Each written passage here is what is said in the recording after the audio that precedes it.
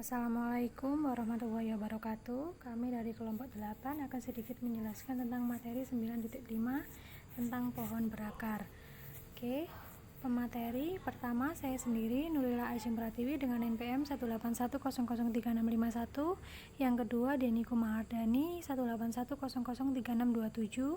Yang ketiga Husnul Khotimah 181003639.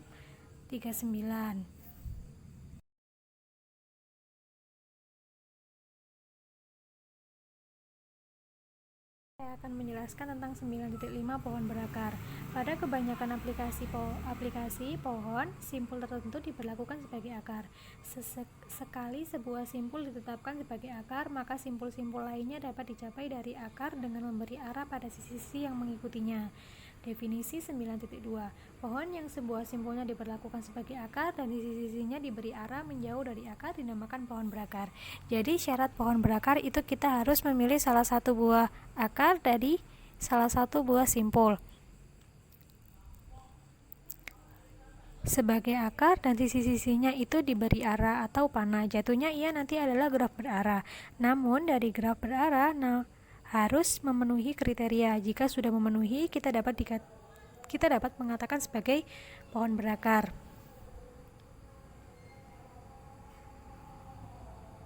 Oke, akar mempunyai derajat masuk sama dengan 0 dan simpul-simpul lainnya berderajat masuk sama dengan 1.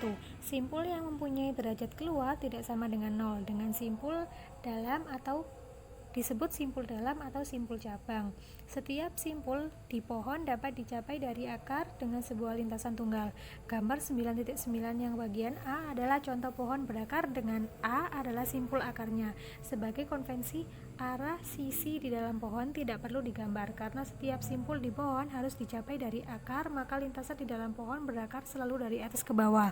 Kita bisa melihat dari salah satu keunggulan akar adalah dapat ke arah mana saja.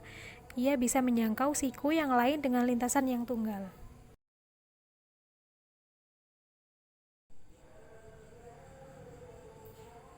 Oke, pada gambar yang bagian A, ini adalah akarnya A. Simpul A ini dapat ke arah mana saja dengan sebuah lintasan satu arah atau satu jalan saja, seperti A ke B. Untuk arah A ke B, ia hanya bisa melewati satu jalan saja. Sebagai akar atau simpul A yang sisi-sisinya berarah, kita dapat mengetahui derajat setiap simpul, derajat masuk, dan derajat keluarnya.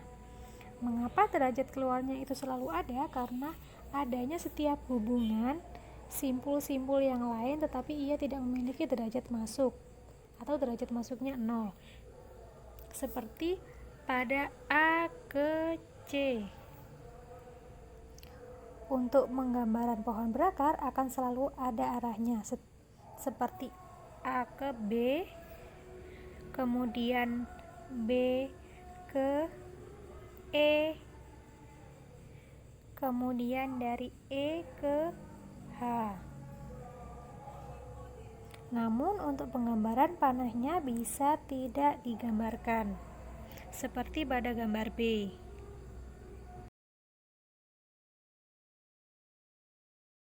Sembarang pohon tak berakar dapat diubah menjadi pohon berakar dengan memilih sebuah simpul sebagai akar.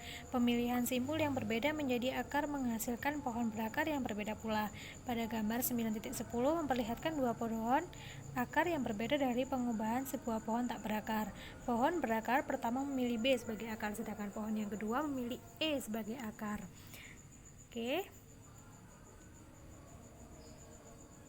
Oke, pada gambar yang pertama B sebagai akar. Kenapa B? Karena simpul B adalah suatu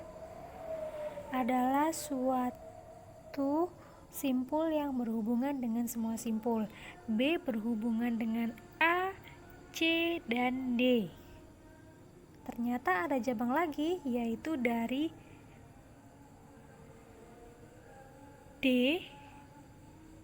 D ke E, ke G, dan ke H.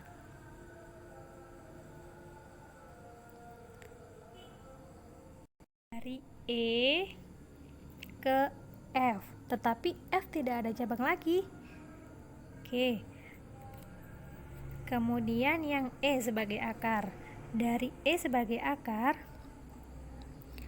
maka dari E sebagai akar, kemudian ke ada D dan F. Lalu ke arah bawah D, ke G, H, dan B. Ternyata ada cabang lagi dari B ke A dan C. Dengan simpul B yang kita pilih sebagai akar akan berbeda jika E yang kita pilih sebagai akar. 9.6 Terminologi pada pohon berakar. Keseluruhan sisa bab ini akan menggunakan istilah pohon berakar untuk membedakan dengan pohon tidak berakar sebagaimana yang telah disinggung pada bab 9.1. Sebagaimana pada graf, kita akan sering menggunakan terminologi yang berhubungan dengan pohon. Di bawah ini didaftarkan beberapa terminologi yang penting dalam terminologi yang penting pada pohon berakar. Untuk ilustrasi, pohon pada gambar 9.12 dipakai sebagai contoh untuk menjelaskan terminologi yang dimaksudkan. Simpul-simpul pada pohon diberi label untuk mengacu simpul mana yang dimaksudkan. Kebanyakan terminologi pohon yang ditulis di bawah ini diadopsi dari terminologi botani dan silsilah keluarga. Oke, yang pertama anak, child atau children, dan orang tua, parents. Misalkan XX adalah sebuah simpul di dalam pohon berakar. Simpul Y dikatakan anak simpul X. Jika ada sisi dari simpul X ke Y, di dalam hal demikian X disebut orang tua. Pada gambar 9.11, B, C, dan D adalah anak-anak simpul A dan A adalah orang tua dari anak-anak itu. E dan F adalah anak-anak simpul B dan B orang tua dari E dan F. G adalah anak simpul D dan D orang tua G. Simpul H, I, J, L, dan M tidak mempunyai anak. Oke.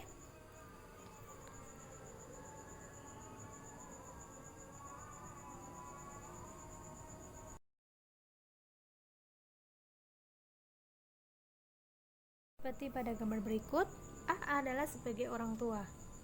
Kemudian B, C, D adalah sebagai anak.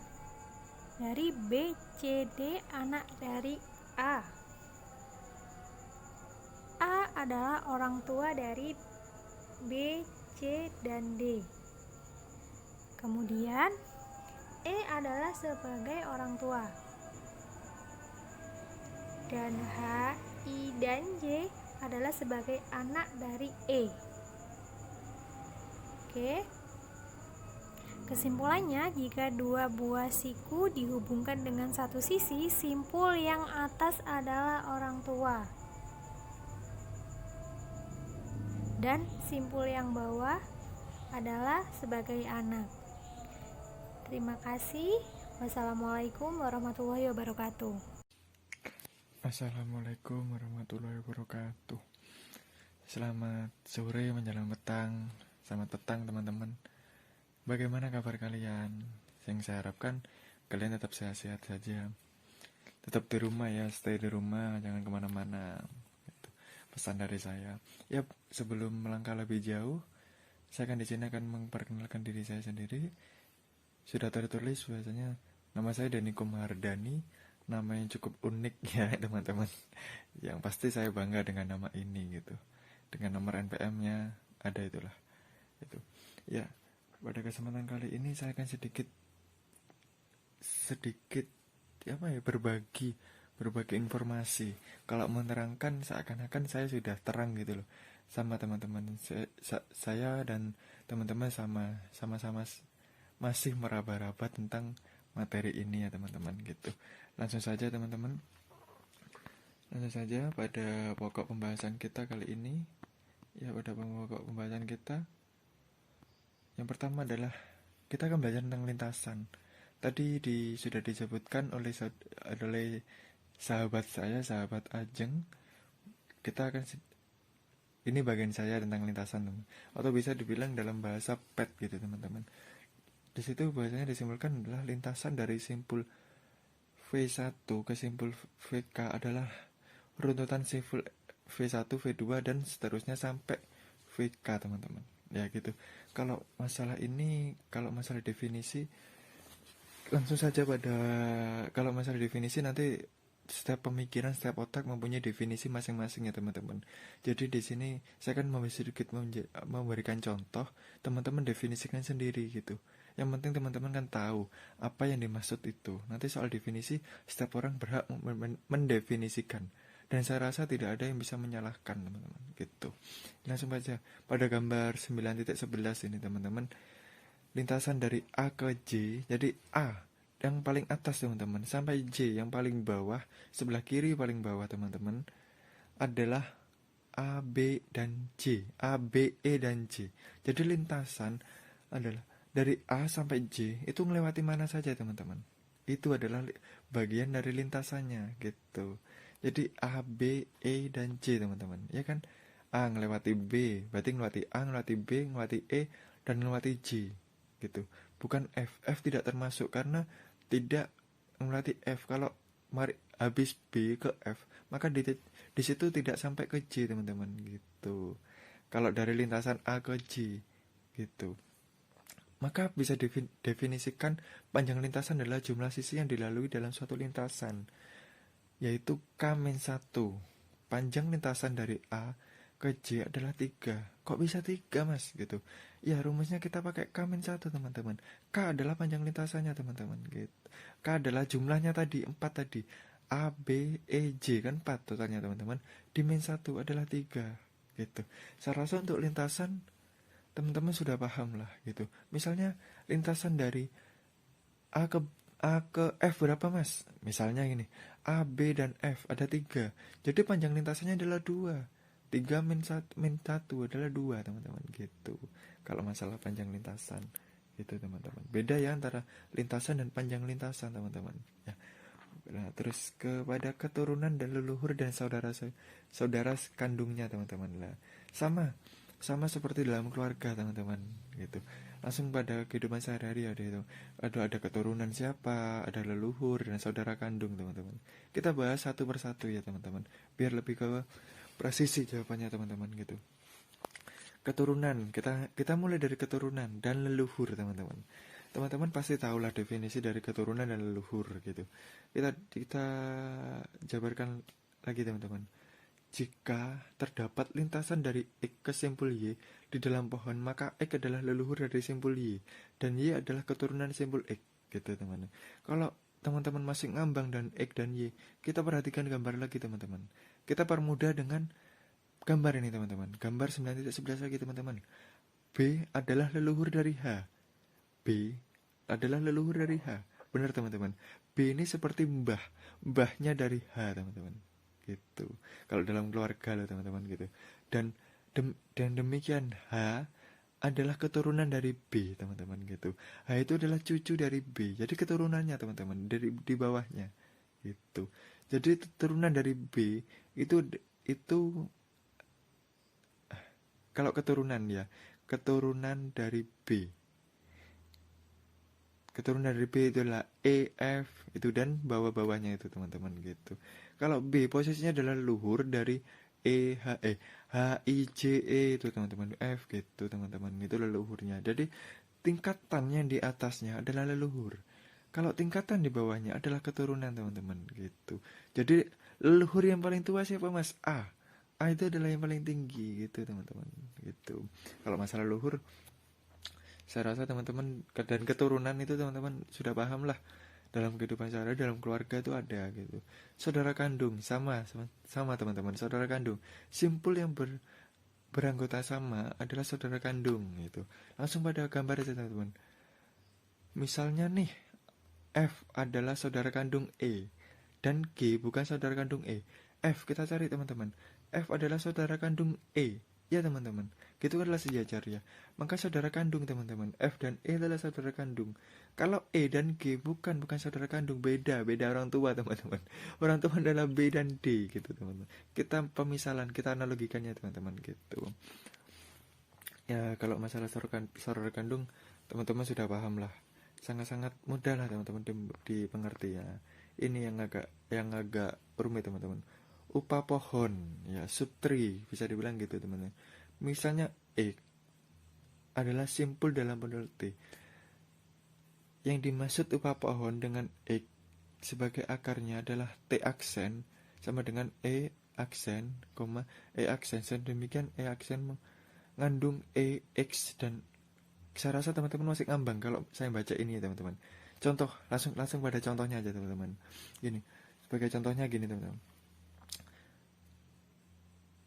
Sebagai contoh, T aksen sama dengan E aksen, E aksen adalah upah pohon daripada gambar 9.12 dengan V. Aduh, saya maaf teman-teman, saya tidak bisa membedakan antara F dan V. Makanya saya kesulitan kalau pakai ini teman-teman. V ya teman-teman, V aksen. V aksennya adalah B, E, F, H, I, dan J. Yang sudah saya bundari itu teman-teman. Nah itu, E aksennya adalah B, E, F. Jadi daerah-daerah yang terpenuhi di dalam suatu lingkaran itu teman-teman. Dan E aksennya adalah BE, BF gitu teman-teman. Jadi yang anaknya tadi teman-teman BE dan BF. Sedangkan yang bawahnya teman-teman ya.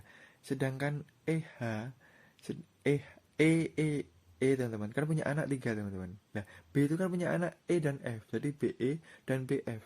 Sedangkan E itu punya anak 3 teman-teman. Jadi EH, EI, dan EJ teman-teman gitu. Dan B adalah simpul akarnya teman-teman. Jadi kalau saya analogikan sebagai orang tuanya gitu loh teman-teman. Terdapat banyak upah pohon dalam pohon T gitu. Dengan pengertian di atas, jika X adalah simpul, maka akar-akar setiap upah pohon dari X disebut anak, dan X adalah orang tua setiap akar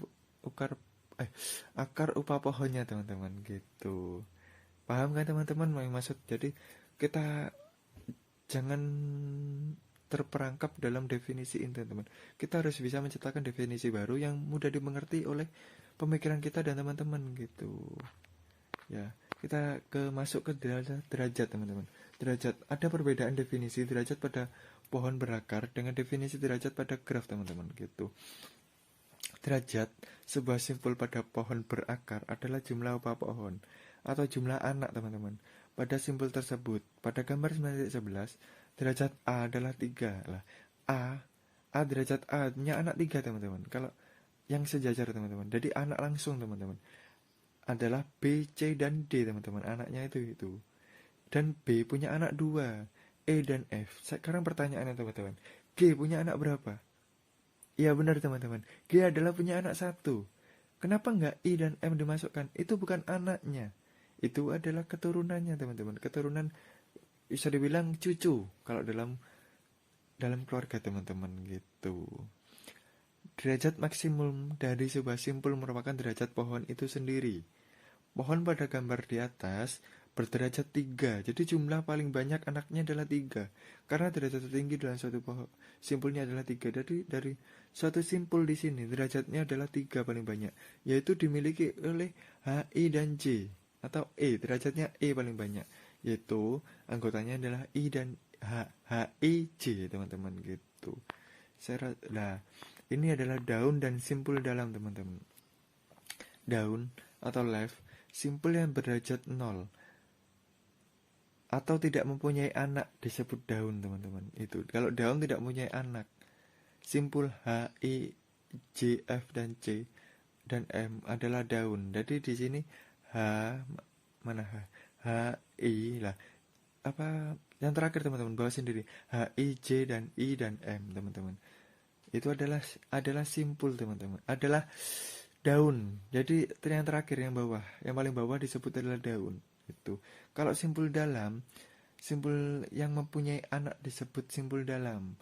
D, E, G, dan K adalah simpul dalam teman-teman. D, G, D kan ada teman-teman. D itu punya anak G, E punya anak 3 itu, G punya anak K, dan K punya anak lagi. Ya, itu disebut simpul dalam. Kalau daun tidak punya anak, H, I, J, C, I, M itu tidak punya anak, disebut daun. Sedangkan simpul dalam yang punya anak teman-teman itu. Nah, saya rasa untuk penjelasan saya, untuk informasi yang saya berikan kepada Untuk informasi yang saya berikan kepada teman-teman, saya rasa sudah jelas ya teman-teman. Saya rasa tidak ada pertanyaan dari hal-hal yang saya informasikan teman-teman gitu. Untuk waktu yang telah diberikan saya ucapkan terima kasih. Untuk dosen pengampu saya ucapkan terima kasih telah memberikan kesempatan saya untuk sedikit memberi informasi, kepada teman-teman gitu. Saya ucapkan terima kasih. Saya mau undur diri. Wallahu muwaffiq ila aqwamit thoriq. Wassalamualaikum warahmatullahi wabarakatuh.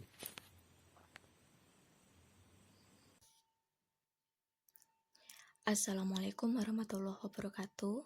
Perkenalkan, nama saya Kusnulatima, NPM 181003639. Di sini saya sebagai pemateri ketiga akan menyampaikan kelanjutan dari pemateri kedua tentang terminologi pada pohon berakar. Untuk yang terminologi pada pohon berakar, selanjutnya ada yang namanya aras atau tingkat. Akar mempunyai aras sama dengan 0, sedangkan aras simpul lainnya 1 ditambah dengan panjang lintasan dari akar ke simpul. Misalnya di sini pada aras atau level ke 0 itu ada simpul A. Kemudian pada level atau tingkat ke 1 itu ada simpul B, simpul C, dan simpul D. Sampai dengan aras atau level atau tingkat keempat itu ada simpul L dan simpul M.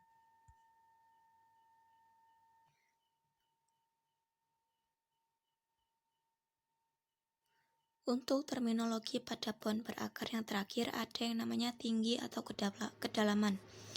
Aras maksimum dari suatu pohon disebut tinggi atau kedalaman pohon.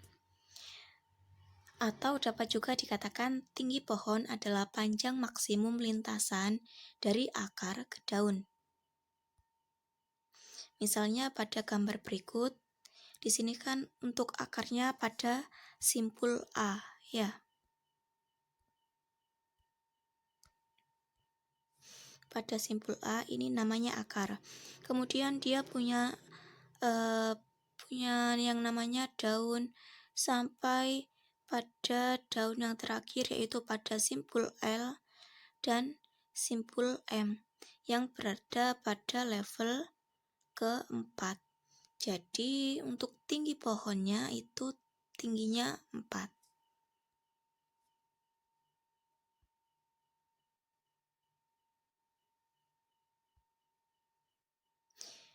Selanjutnya, pohon berakar terurut.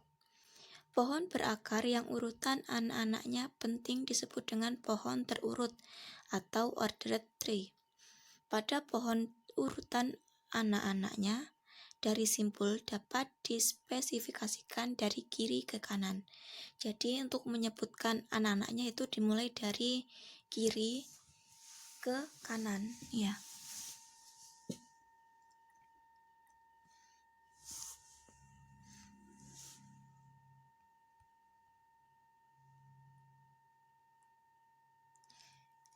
Sebagai contoh, 2 pohon pada gambar di bawah ini adalah pohon berakar yang sama. Tetapi sebagai pohon terurut keduanya berbeda. Nah, perbedaannya di mana? Mari kita pelajari.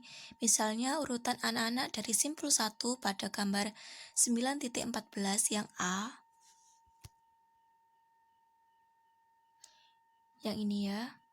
Yang A, di sini untuk urutan anaknya, di sini kan orang tuanya pada simpul nomor 1. Kemudian urutan anaknya kita menuliskan dari kiri ke kanan. Berarti urutan anaknya dari anak dari simpul 1 ada simpul 2, simpul 3, dan simpul 4. Sedangkan pada gambar yang B sini untuk orang tuanya kan yang simpul 1. Sedangkan untuk urutan anaknya bukan 2, 3, 4 seperti pada gambar yang A ya, tapi urutannya kita mulai dari arah kiri. Penyebutannya yaitu anaknya ada pada simpul 3, simpul 4, dan simpul 2. Misalnya kalau dari kiri itu angka 4 dulu, baru 3, baru 2, ya tetap penyebutannya ya 4, 3, dan 2. Perbedaan ini menjadi penting bila kita mempresentasikan pohon di dalam komputer, karena penelusuran dua buah pohon terurut yang berbeda akan menghasilkan urutan simpul yang berbeda pula.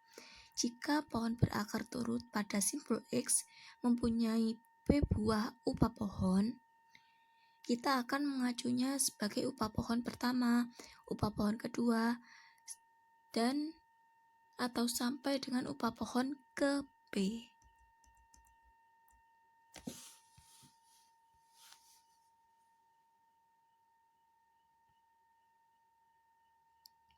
Sistem yang universal dalam pengalamatan simpul-simpul pada pohon tersebut adalah dengan memberi nomor setiap simpulnya seperti penomoran bab beserta upah babnya di dalam sebuah buku. Misalnya di sini ada orang tua di simpul 0.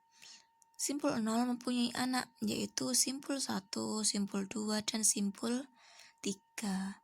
Kemudian simpul pertama ini dia juga sebagai orang tua dari 1.1 dan 1.2. Jadi untuk pemberian nomornya itu seperti pada subbab ya, 1.1, 1.2. Sedangkan kalau pada orang tua yang nomor 2 pada simpul 2, untuk anaknya penomorannya 2.1, 2.2, 2.3, dan seterusnya. Nah, semua penomoran dimulai dengan aturan dari kiri ke kanan. Jadi semuanya untuk penomoran itu dari kiri ke kanan, bukan dari kanan ke kiri. Baik, itu saja yang bisa kami jelaskan dari kelompok 8. Apabila ada kesalahan dalam pengucapan, kami mohon maaf dan terima kasih atas perhatiannya kepada teman-teman. Dan apabila ada pertanyaan bisa disampaikan pada sesi pertanyaan. Saya akhiri. Wassalamualaikum warahmatullahi wabarakatuh.